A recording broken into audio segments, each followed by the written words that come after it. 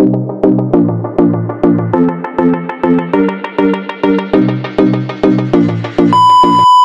guys, what's up? Meron po tayong nire-review ngayon. Ayan, actually pagbabanggain na pagbabanggain natin, pinagbangga talaga, no?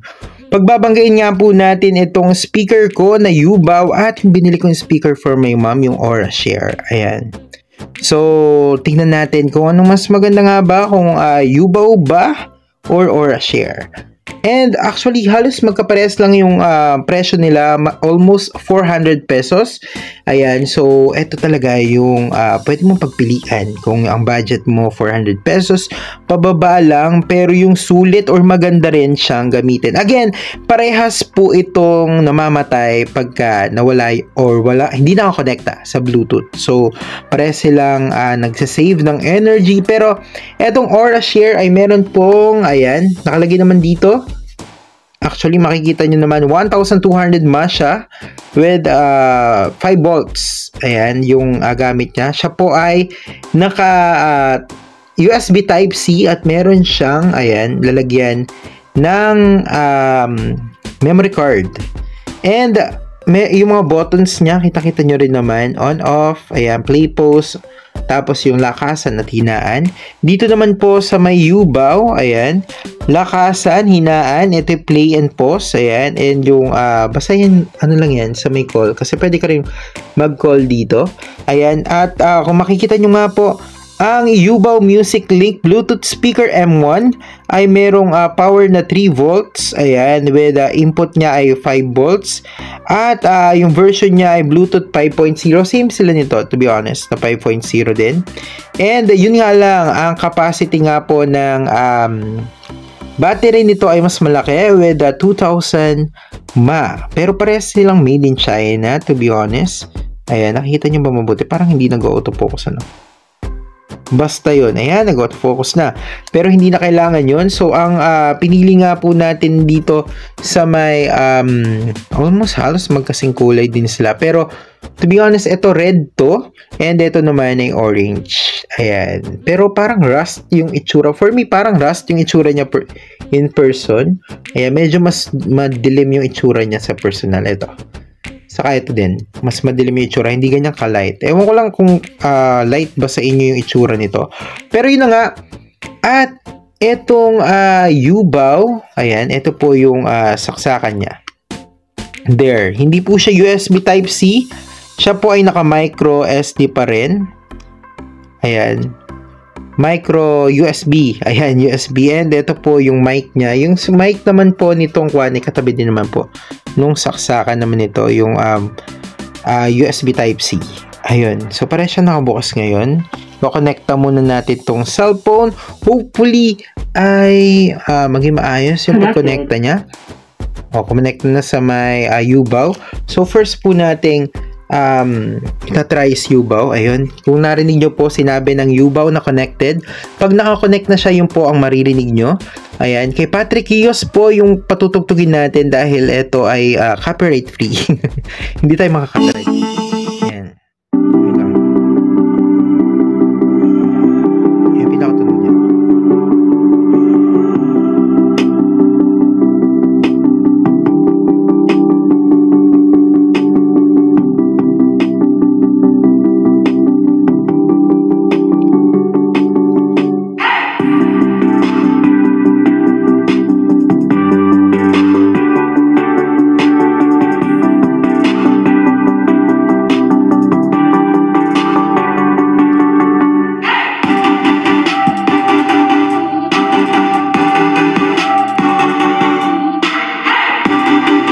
Ayan, so yun nga yung tunog niya.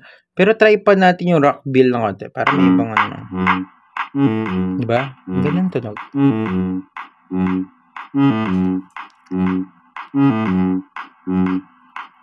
Malapit yung aso.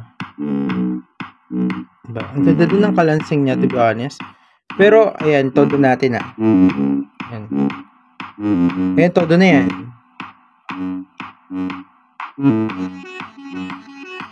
Ayan, so yan nga po yung tunog ng Yubaw. And of course, iko-connecta na po natin itong ating wait lang, patayin muna natin para hindi siya kumonekta dahil naka-automatic connectado na to. Ayan, so i-connecta naman natin ngayon yung aura share natin. Ayun, so connected na yun pag ganun yung tunog.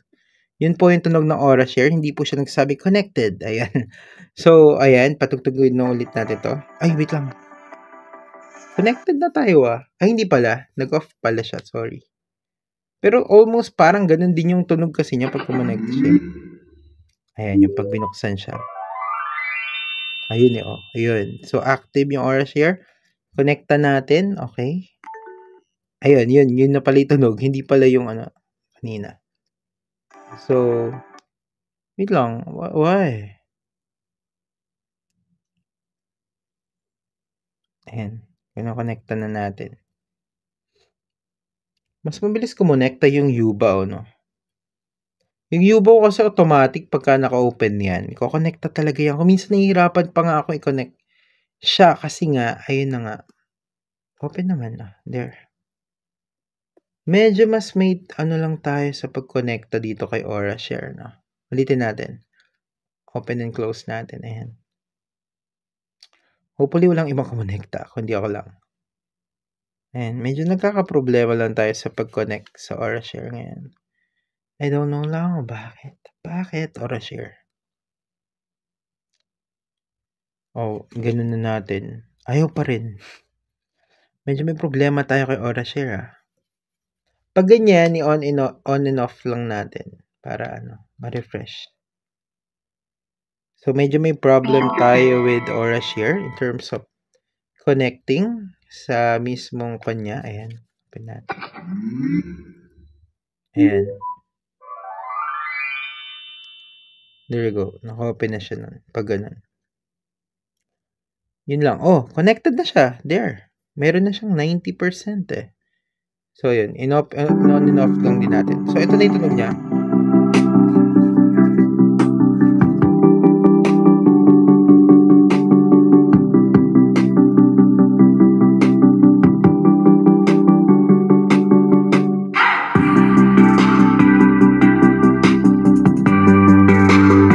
Todo. Actually, ang lakas niya pero hindi na natin todo.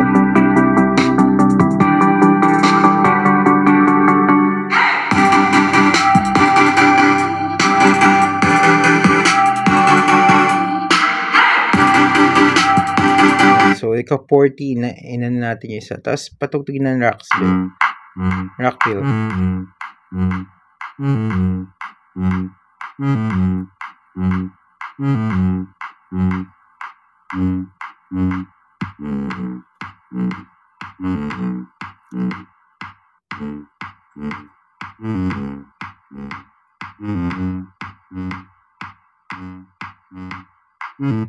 Ayun. So, narinig nyo naman guys, di ba?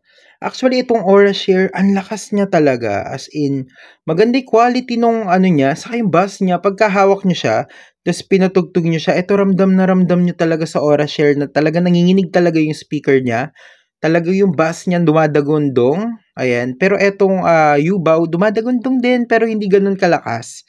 Mas gusto ko yung bass nito kaysa dito sa Yubaw. Pero mas matagal malowbat itong Yubaw. Actually, itong Yubaw never ko pang nalowbat. Pero itong Aura Share naranasan ko malowbat to kanina.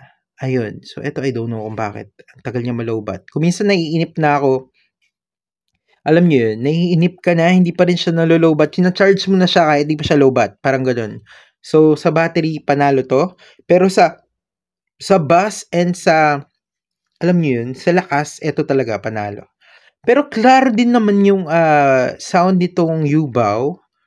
Para sa akin, medyo yung mas malakas yung boses ng kumakanta pag nagpapatugtog ka dito kaysa dun sa bass. Dito kasi, more on mas malakas yung bass ng konti lang naman kaysa sa kumakanta. So, mas na-enjoy mo talaga. Pag ang hilig mo patugtugin, yung mga pangsayaw, eto marirecommend ko sa inyo. Yun nga lang, mas mabilis siyang malowbat kaysa dito. Ayun, and mas compact naman itong Yubaw kaysa dito. Mas madaling dalhin tong Yubaw.